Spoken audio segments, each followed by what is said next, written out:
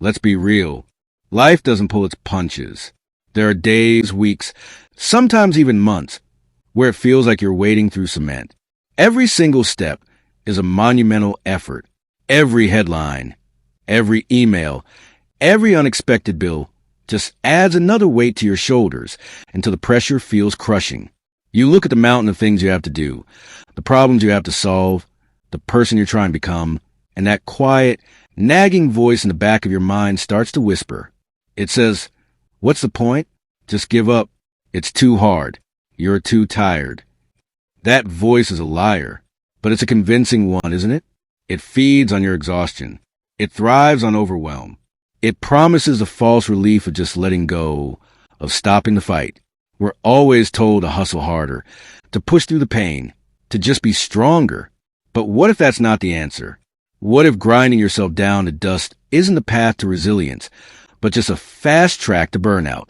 What if the real secret to staying motivated isn't about forcing it, but about connecting to a power source that's already inside you?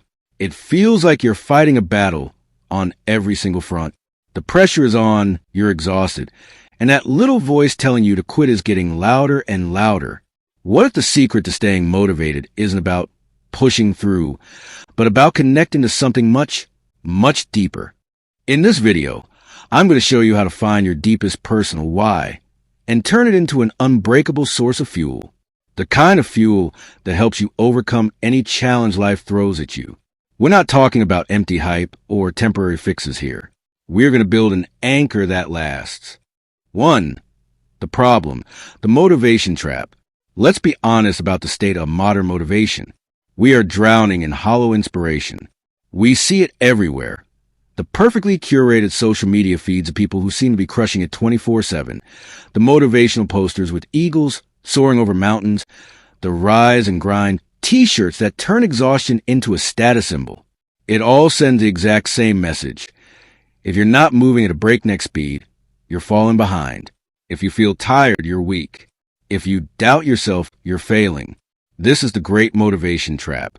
It's a system built on outside pressure and comparing yourself to others, and it has a fatal flaw. It's incredibly fragile. It only works when things are going well. It's easy to feel motivated when you're getting promotions, when your business is growing, when you feel healthy and energetic. The hype feels real because your life is backing it up. But what happens when life, as it always does, gets tough? What happens when you face a setback? When you get that rejection letter? When a project completely fails? When you're dealing with a health issue or a personal crisis? Suddenly, that outside validation vanishes. The hype feels like a lie. The motivational quotes ring hollow. The hustle that once felt empowering now just feels like a punishing, relentless chore. That's because the entire foundation of that motivation was built on sand. It depended on things you can't control. The approval of others, the success of your projects, the stability of your life. When those things get shaky, the motivation shatters. You're left feeling not just disappointed, but like a personal failure. You start thinking, asterisk, maybe I just don't have what it takes. Maybe I'm not strong enough. The problem isn't your strength. The problem is the type of fuel you've been trying to run on. It's like trying to power a cross-country journey on a handful of sugar packets. You get a quick, frantic burst of energy, and then the inevitable, punishing crash. It's not sustainable. And when you're in the middle of a storm, you don't need sugar. You need a deep, reliable, all-weather source of power. You need something that comes from the very core of who you are. This is where the real work begins. 2. The anchor, the why behind the why. To build motivation that actually lasts, we need to look under the hood of the human mind for a second. The force that guides our behaviors, motivation, isn't just one thing. It's broadly split into 2 types, extrinsic and intrinsic. Getting this difference is the single most important step to building a resilient spirit. Extrinsic motivation is motivation that comes from the outside. It's doing something to earn a reward or avoid a punishment. Think about your first job. You probably didn't show up because you had a deep, burning passion for flipping burgers or stocking shelves. You showed up for the paycheck. That paycheck is an extrinsic motivator. Other examples? Studying to get a good grade, working hard for promotion, posting on social media for likes, or just following the rules to stay out of trouble. There's nothing wrong with extrinsic motivation. It's a powerful force in our daily lives. But as we've seen, it has a huge weakness. It's conditional. The motivation only lasts as long as the reward is there, or the punishment is threatening. The moment you take that away, the motivation vanishes. This is why so many people who chase money, fame, or status feel empty even after they get it. The chase was a thrill, but the destination feels hollow because the drive was never truly their own. Now, let's talk about the other side of the coin. Intrinsic motivation is motivation that comes from within. It's the drive to do something for its own sake, because you find it satisfying, interesting, or just plain fun. This is the artist who paints for hours, completely lost in the process, not knowing if they'll ever sell the canvas. It's the coder who stays up all night, not for a deadline, but for the pure joy of cracking a complex problem. It's the volunteer who gives their weekends to a cause they believe in, not for recognition, but because helping feels meaningful. Intrinsic motivation is wired into our core psychological needs. Our need for autonomy, to feel in control, competence, to feel capable, and relatedness, to feel connected to others. When an activity taps into these needs, it doesn't feel like work. It feels like an expression of who we are. This is the all-weather fuel. And the research on this is incredibly clear. A high level of intrinsic motivation is directly linked to mental toughness and resilience. Why? Because it doesn't depend on your circumstances. It doesn't care if you're winning or losing. It doesn't disappear when you're tired or discouraged. It is your internal guiding compass. This is what we mean when we talk about finding your why. Your why is not a goal. A goal is a destination, like, I want to lose 20 pounds. Your why is the reason the journey matters in the first place. It's a core value. It's a deep personal driver. A goal might be, I want to finish my degree. The extrinsic why could be, so I can get a better job and make more money. The intrinsic why might be, because I believe in the power of learning and I value personal growth. See the difference? The extrinsic why is fragile. A bad economy can make that better job disappear and the motivation crumbles. But the intrinsic why is unbreakable. It doesn't depend on the job market. The act of learning is the reward. Even if the journey is hard, even if you fail an exam, the core value of growth is still there, pushing you to get back up and try again. This is what we call the anchor. In the turbulent ocean of life, with storms of adversity and doubt constantly trying to throw you off course, your intrinsic why is the heavy, unshakable anchor that holds you steady. The winds will howl, the waves will crash, but the anchor keeps you from being swept out to sea.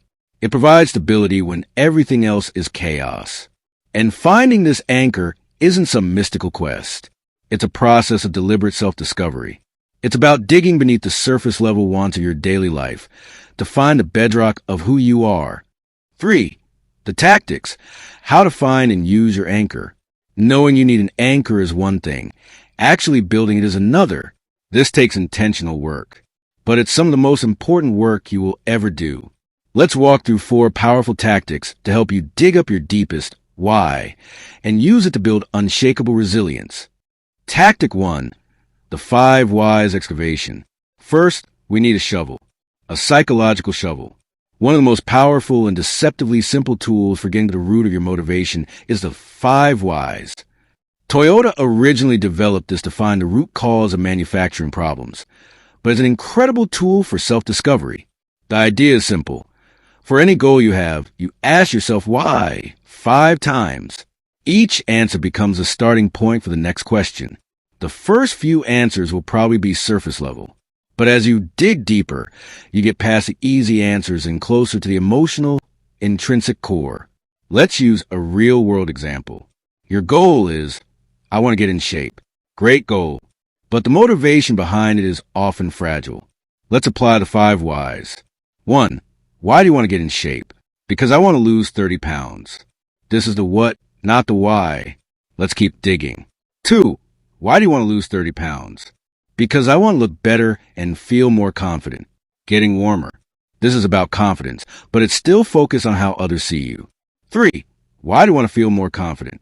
Because when I'm not confident, I hide. I avoid social events, and I don't speak up at work. I feel like I'm playing small.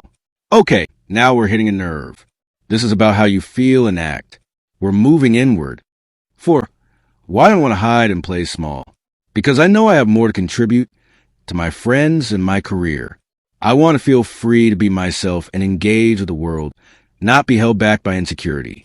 Asterisk, listen to those words. Contribute. Free. These are value words. We're almost there. 5. Why is it important for you to contribute and feel free? Because I believe a life well lived is about connection and growth. Hiding from the world prevents both. Being healthy isn't about a number on a scale. It's what allows me to live out my core values of connection and growth. Boom. There it is. The anchor. We went from lose 30 pounds all the way down to connection and growth. Now, on a tough day, when you're tired and the last thing you want to do is work out, which thought is more powerful? Ugh, I have to go to the gym to lose 30 pounds. Or, I'm going to the gym because this body is what allows me to connect with others and grow as a person. The second one wins every time. It's not a chore. It's an act of integrity. Try this for yourself. Take a goal you're struggling with. Ask why 5 times. Be honest. The anchor you uncover might just surprise you. Tactic 2. Value action alignment and the power of microhabits. Once you've used the 5 whys to find your anchor, the next step is to connect that value to your daily life. This is where the rubber meets the road. A value without action is just a nice idea. Action is what makes it real. The trick is to reframe your daily tasks, especially the annoying ones, as direct expressions of your core values. This turns your to-do list from a list of chores into a list of opportunities. The best way to do this is by creating tiny, almost laughably small habits that are tied to your values. We're talking micro habits, not massive life overhauls. Small, consistent wins are what build momentum. Here's how it works. You create a simple daily mantra. Because I value your anchor, I will tiny action. Let's use our examples. Anchor, connection. Because I value connection, I will send one text to a friend just to see how they're doing. Anchor growth. Because I value growth, I will read 5 pages of a book today. Anchor freedom. Because I value freedom, I will spend 15 minutes organizing my budget. Asterisk, the task might be boring, but it's not about spreadsheets. It's an act of liberation. Here's how it works. You create a simple daily mantra. Because I value your anchor, I will tiny action. Let's use our examples. Anchor, connection. Because I value connection, I will send one text to a friend just to see how they're doing. Anchor, growth. Because I value growth, I will read 5 pages of book today. Anchor, freedom. Because I value freedom, I will spend 15 minutes organizing my budget. The task might be boring, but it's not about spreadsheets. It's an act of liberation. This practice does 2 amazing things. First, it makes hard tasks feel meaningful. The resistance you feel melts away when you see the task not as a pointless struggle, but as a way to honor your own values. Second, it flips the script on motivation. We're told you have to feel motivated to act. That's one of the biggest lies out there. The truth is, action creates motivation. Motivation isn't some lightning bolt of inspiration. It's the warm glow left over after you've done something, however small. When you complete that tiny value-aligned action, your brain gets a hit of satisfaction. You prove to yourself that you're the kind of person who lives by your values. That feeling is intrinsic motivation. It makes you want to take the next step. Tactic 3. The proof journal. Building a case for your own competence. Our brains have a built-in negativity bias. We naturally pay more attention to failures and criticisms. When you're going through a tough time, this bias goes into overdrive. Your mind becomes a courtroom where a prosecutor is constantly listing all your failures. Over time, you start to believe you're your struggles. The proof journal is your defense attorney. Its only job is to find evidence to the contrary. It's a simple daily practice to fight that negativity bias and build an evidence-based case for your own competence and resilience. Here's the entire practice. At the end of each day, open a notebook and answer one simple question. What is one piece of evidence from today that I live by my why. That's it. Just one thing. It has to be a specific action you took, not just a feeling. Let's see it in practice. Proof. I put my phone away and really listened when my partner told me about their day. Value. Growth. Proof. I was confused in a meeting, and instead of staying quiet, I asked a question. Value. Freedom. Proof. I felt the urge to scroll online, but I chose to work for 15 focused minutes on my project instead. Notice how small these are. They're not heroic achievements. They are small, deliberate choices. This is the whole point. You're training your brain to see that you're making good choices all the time, even when it's hard. After a week, you have 7 pieces of evidence. After a month, 30. After a year, you have a 365-item dossier, proving that day in and day out, you show up for what matters. When failure comes knocking, and that inner prosecutor starts its case, you can open the journal and say, you may have a point, but that's not the whole story. Here's the proof of who I really am. This builds an unshakable belief in your own ability to handle things. Tactic 4. The mindset shift, embracing pain and practicing compassion. The final tactic is a crucial mindset shift. We've built our anchor. We know how to use it, but the storms will still come. Pain and failure are part of life. Our first instinct is to see pain as a stop sign, a signal that we've done something wrong and should give up. Resilient people reframe this. They see pain not as a stop sign, but as a compass point. They know that meaningful growth and adversity are 2 sides of the same coin. Think of it like building muscle. A muscle that's never challenged gets weak. It's the stress, the resistance, the temporary pain of the workout that signals the muscle to rebuild stronger. Your resilience works the exact same way. Challenges are your workout. But, and this is the most important part, embracing challenge does not mean beating yourself up. Relentless self-criticism is poison, not a motivator. That's why this mindset must be paired with self-compassion. Self-compassion just means treating yourself with the same kindness you give a good friend who is struggling. It's about 1. Acknowledging the pain, not becoming it. You say, this is hard and I feel disappointed, instead of I'm a disappointment. 2. Remembering you're not alone. Suffering is part of being human. Everyone struggles. You're not the only one. 3. Choosing self-kindness over self-judgment. Instead of, you idiot, how could you mess that up? You say, that was tough and it's okay. What can I learn and what's the next small step? This combination, embracing challenge while practicing self-compassion, is the ultimate formula for resilience. You become both tough and gentle, an unstoppable force that is also your own greatest comfort. For the horizon, living an anchored life ***. So, what does it actually mean to live an anchored life? Let's be crystal clear. It does not mean a life without storms. Hardship isn't optional. You will still fail. You will get your heart broken. You will feel lost. The point of all this isn't to build a magic shield that stops bad things from happening. The point is to become the person who is no longer terrified of the storm. It's to build a ship so sturdy, with an anchor so deep, that you can look at the turbulent sea and say with quiet confidence, I can handle this. Living an anchored life means you stop waiting for motivation to strike. You stop chasing the fleeting high of someone else's approval. Instead, you see motivation as something you build day by day, one small, value-aligned choice at a time. It becomes a quiet, steady hum inside you, not a loud, frantic roar from the outside world. This inner stability gives you the freedom to take bigger risks. When you're no longer terrified of failure because your self-worth is on the line, you're free to chase audacious goals. You can start the business, write the book, or have that difficult conversation because you know that even if it all goes wrong, your anchor, your core sense of who you are, will hold fast. To really live this way, you also have to curate your world. Surround yourself with people who see and support your anchor. Limit your exposure to influences that push you toward a shallow, comparison-based life. And remember that your mind and body are connected. Getting enough sleep, moving your body, and eating well aren't luxuries. They're non-negotiable. And finally, living an anchored life means having the wisdom to ask for help. Reaching out to a friend, a therapist, or a mentor isn't a sign of weakness. It's a sign of ultimate strength.